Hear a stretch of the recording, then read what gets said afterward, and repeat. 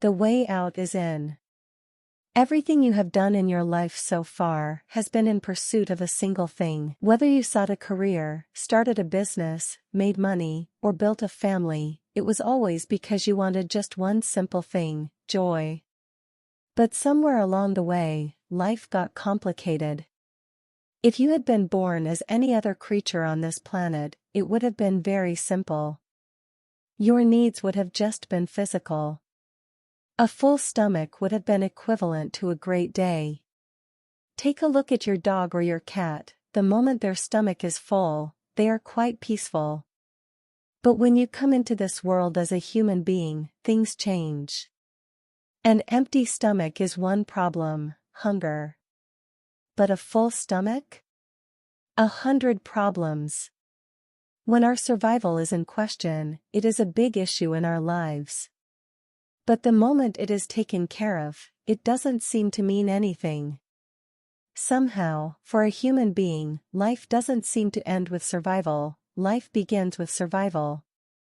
Today, as a generation of people, our survival process is better organized than ever before. You can go to a supermarket and buy everything you need for the entire year. You can do it without even stepping out of your home. Never before in the history of humanity has such a thing been possible. Things that even royalty could not afford 100 years ago are accessible to the average citizen. We are the most comfortable generation to have ever lived on this planet. The rub is that we are definitely not the most joyful, or the most loving, or the most peaceful. Why is this so? We have tried our best to fix the outside environment. If we fix it anymore, there will be no planet left. But we are still no happier than our ancestors 1,000 years ago. If it is not working, isn't it time to look at what's wrong? How can we continue to do something that has not worked for 1,000 years? How much longer are we going to live with blueprints that clearly haven't delivered their promise? It is time for a paradigm shift. Let us start with a single question: what do we consider to be a state of well-being? Very simply, well-being is just a deep sense of pleasantness within. If your body feels pleasant, we call this health. If it becomes very pleasant, we call this pleasure. If your mind becomes pleasant, we call this peace. If it becomes very pleasant, we call this joy. If your emotions become pleasant, we call this love. If they become very pleasant, we call this compassion. If your life energies become pleasant, we call this bliss. If they become very pleasant, we call this ecstasy. This is all that you are seeking: pleasantness within and without. When pleasantness is within, it is termed peace, joy, happiness. When your surroundings become pleasant, it gets branded success. If you're not interested in any of this and want to go to heaven, what are you seeking? Just otherworldly success. So, essentially all human experience is only a question of pleasantness and unpleasantness in varying degrees. But how many times in your life have you lived an entire day blissfully, without a single moment of anxiety, agitation, irritation, or stress? How many times have you lived in utter and absolute pleasantness for 24 hours? When was the last time it happened to you? The amazing thing is that for most people on this planet, not a single day has happened exactly the way they want it. Of course, there is no one who has not experienced joy, peace, even bliss, but it is always fleeting. They are unable to sustain it. They manage to get there, but it keeps collapsing. And nothing earth-shattering needs to happen for it to collapse. The simplest things throw people off balance, out of kilter. It is like this. You go out today, and someone tells you that you are the most beautiful person in the world, you're floating on cloud 9. But then you come home, and the folks at home tell you who you really are, everything crashes. Sound familiar? Why do you need to be pleasant within? The answer is self-evident. When you are in a pleasant inner state, you are naturally pleasant to everyone and everything around you. No scripture or philosophy is needed to instruct you to be good to others. It is a natural outcome when you are feeling good within yourself. Inner pleasantness is a surefire insurance for the making of a peaceful society and a joyful world. Besides, your success in the world depends essentially on how well you harness the prowess of the body and mind. So, in order to achieve success, pleasantness has to be the fundamental quality within you. Above all, there is substantial medical and scientific evidence today that your body and mind function at their best when you are in a pleasant state. It is said that if you can remain blissful for 24 hours, your intellectual capabilities can be almost doubled. Just settling the internal muddle and allowing clarity to surface can achieve this. Now, the same life energy that you refer to as myself has sometimes been very happy, sometimes miserable, sometimes peaceful, sometimes in turmoil. This same life energy is capable of all those states. So, if you were given a choice about the kind of expression your life energies should find, what would you choose? Joy or misery? Pleasantness or unpleasantness? The answer is self-evident. The ways may vary from person to person.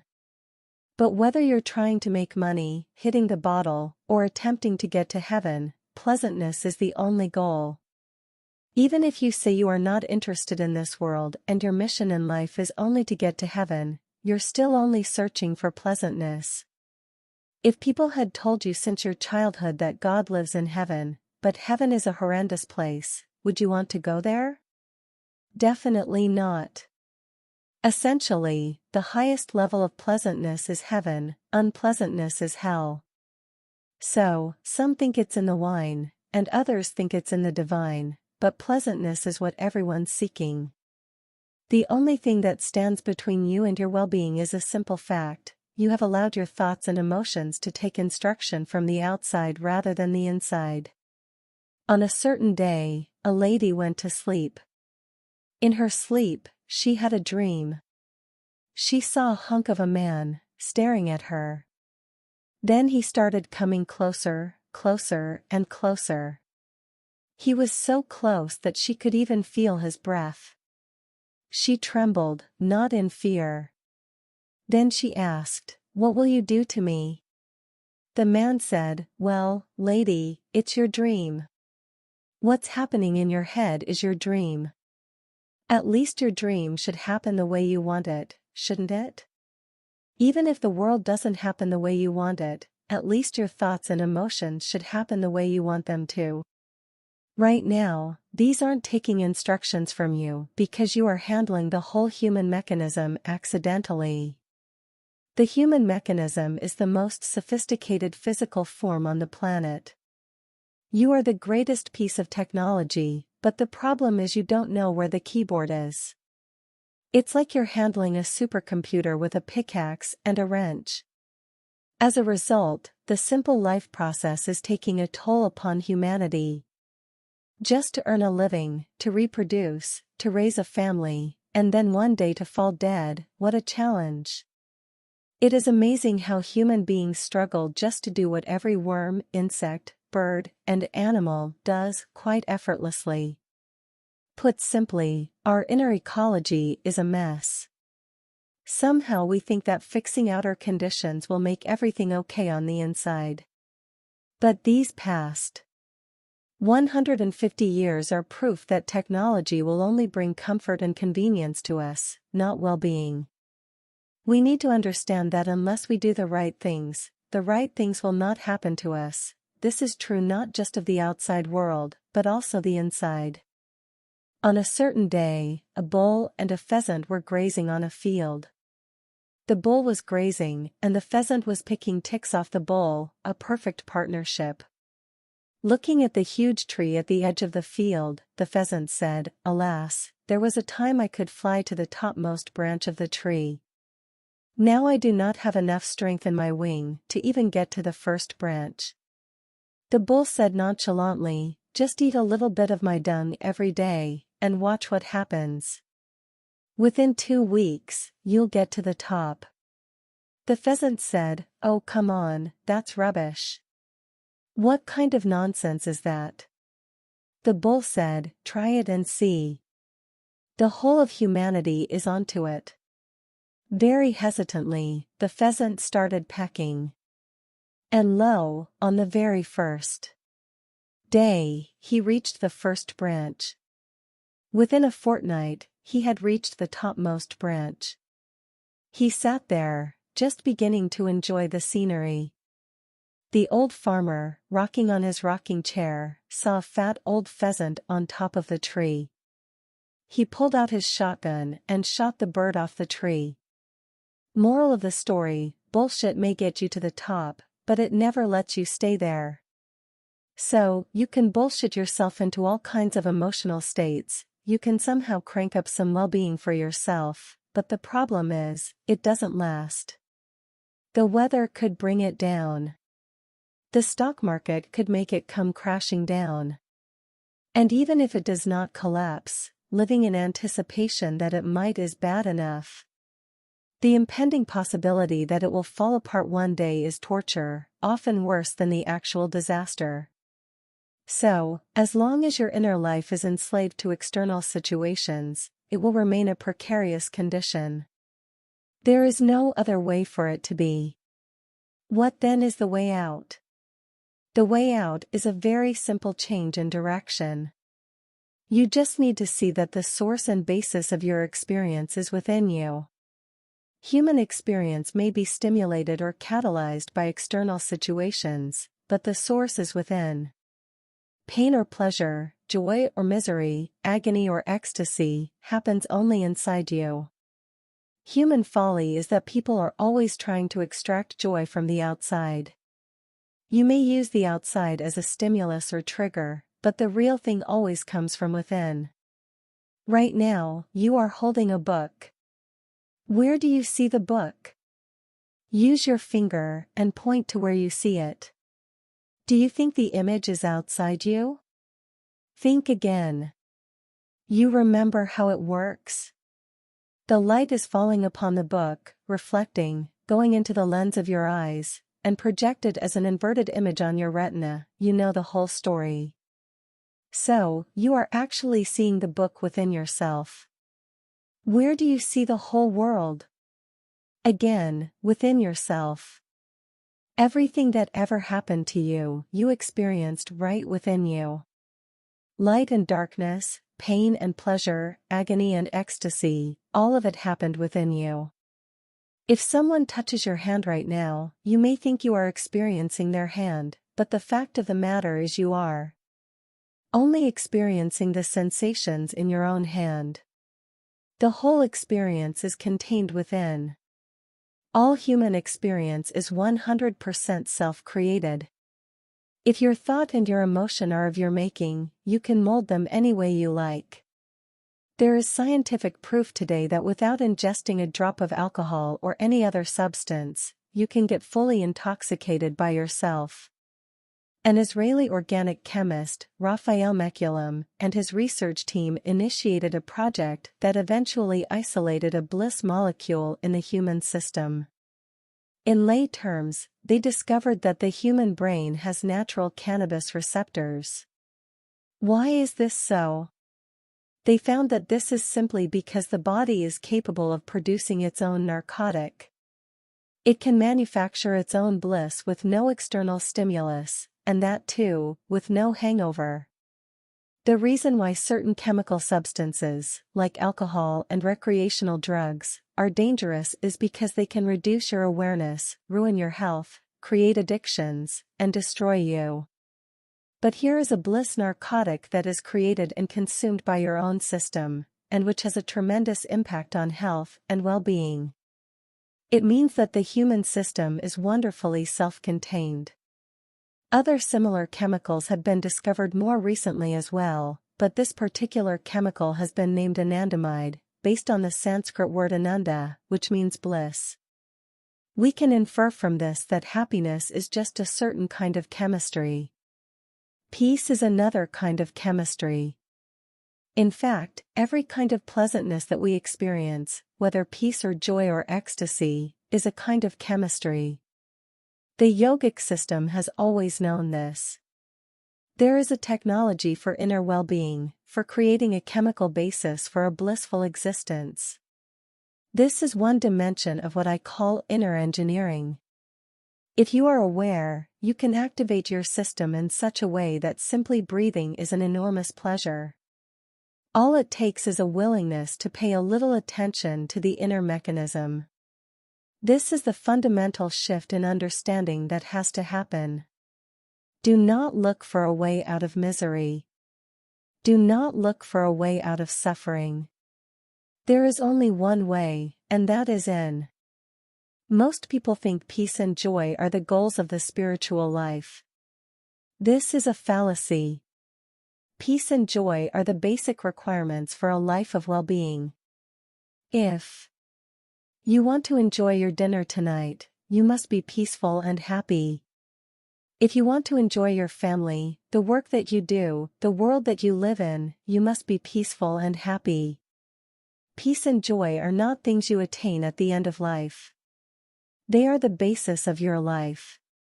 If you consider peace to be the ultimate goal, you will only rest in peace.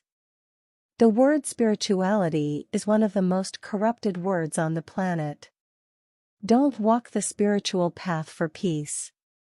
It is because most people are so deprived of peace that they consider it to be the ultimate aspiration.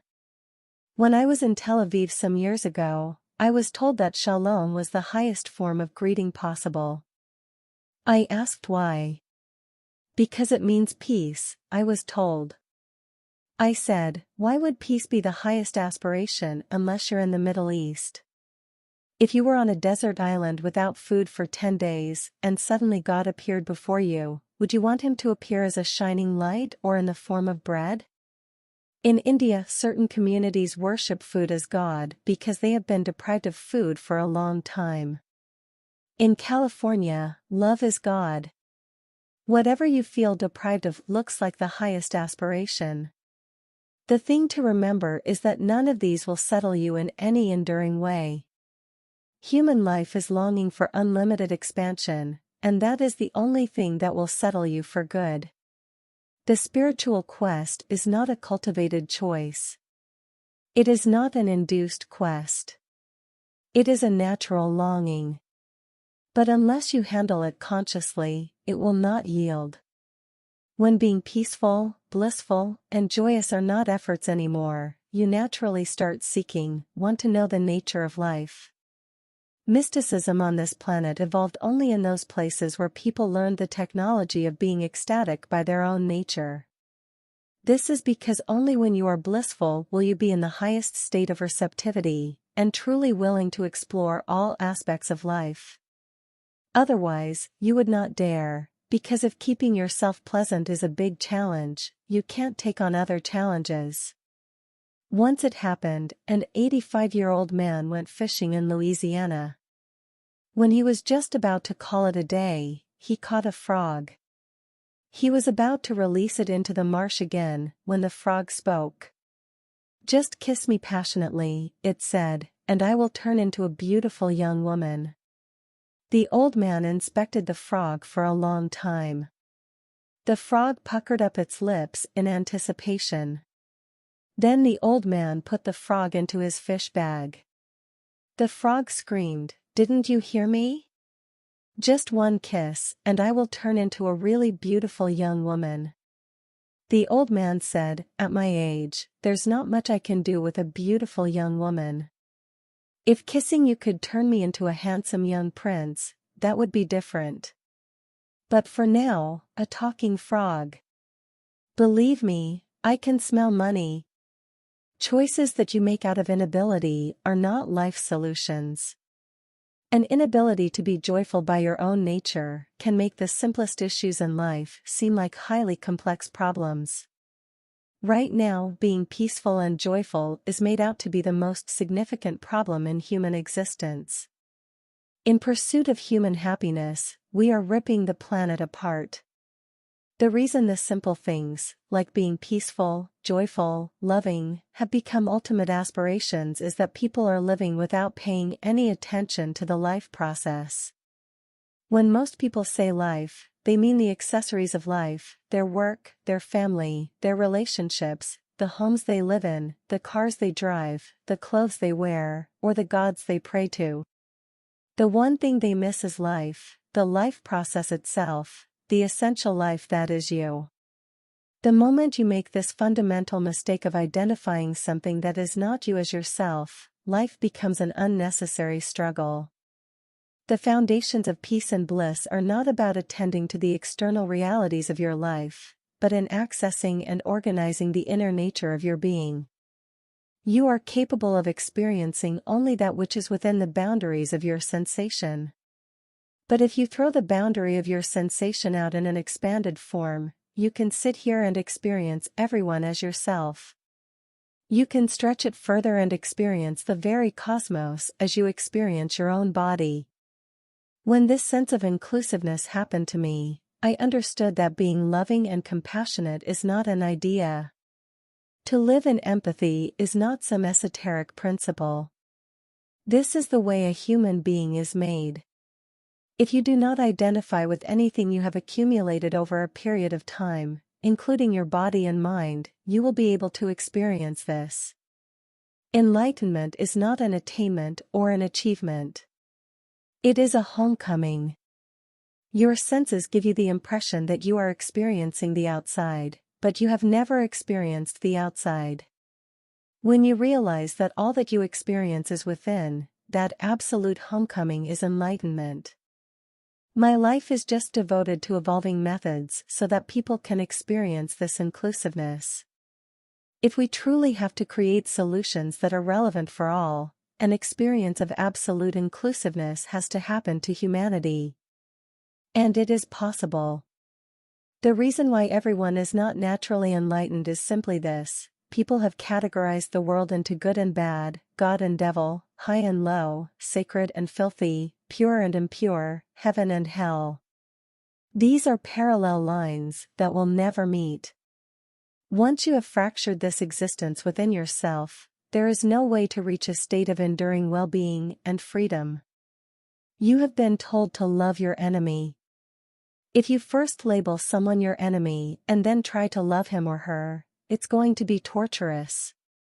Once you have fragmented creation like this, there is no way to arrive at a state of absolute inclusiveness. The problem is that human beings have lost a fundamental distinction between inward and outward, between their way of being and the way they transact with the external world. Transactions are different, according to the nature of a situation or relationship. However remote or intimate, transactions are always governed by laws or norms. But when it comes to our inner nature, there is only one governing principle: borderless unity. Our physical and social worlds are governed by boundaries. Our inner world needs none. To attain the ecstasy of borderless unity, which is our natural state, all you need to do is live by the guideline that all human experience is generated from within, either with the support of external stimuli or without. That is all. If you establish this within yourself absolutely, the consequences of your transactions will no longer be burdensome. What do we mean by this? People often ask me, maybe this is possible for you as a yogi, but how can we who live in the real world make our interactions free of friction? I remind them that I don't live in a cave. I also lead people. I am doing work around the world with over 1 million volunteers. This means they usually aren't trained for the job they are doing, and you can't fire them. Do you know how difficult it is to manage such a situation? By implication, my life should be the most burdensome. But you won't ever see me distressed, because my way of being is not in any way enslaved to what's happening outside. This is not an otherworldly achievement. It is possible for everyone to live this way. If you still believe that someone up there is going to rescue you and solve all your problems, just remember that you are living on a round planet, and one that's spinning. So, whenever you look up, you are obviously looking in the wrong direction. In this vast ever-expanding cosmos, what's up and what's down? You have no clue. Nowhere in the cosmos is it marked this side up. The only distinction you do know right now is within and without, although, for the yogi, even this distinction has vanished. Thousands of years ago, a yogi appeared in the upper reaches of the Himalayas. He came to be known as Yogi, the first yogi. And it was he who bequeathed the science of yoga to 7 disciples, who later carried it around the world. What he imparted to these disciples was an unimaginably profound system of self-exploration and transformation, based on the radical premise that it is possible for a human being to evolve consciously. Unlike biological evolution, which happens without our conscious participation, spiritual evolution can happen consciously. All it takes, Yogi told us, is willingness. If we were to distill the essence of his wisdom in a few lines, it would be just this. Up and down, good and bad, sacred and profane, these are all assumed. But inward and outward, this is the one context we are sure of, the one context we can work with. This is Yogi's most significant contribution to humankind, and it is a profound and enduring one. The only way out is in. Once it happened, someone came looking for the Isha Yoga Center in southern India. They came to a nearby village and asked a local boy, "How far is the Isha Yoga Center?" The boy scratched his head and said, 24,996 miles. The man was aghast. What? That far? The boy said, "Yes, the way you're going. But if you turn around, it's just 4 miles. If you go outward, it is an endless journey. If you turn inward, it is just one moment. In that one moment, everything changes. In that one moment, you are not in pursuit of joy anymore. Instead, your life becomes an expression of your joyfulness."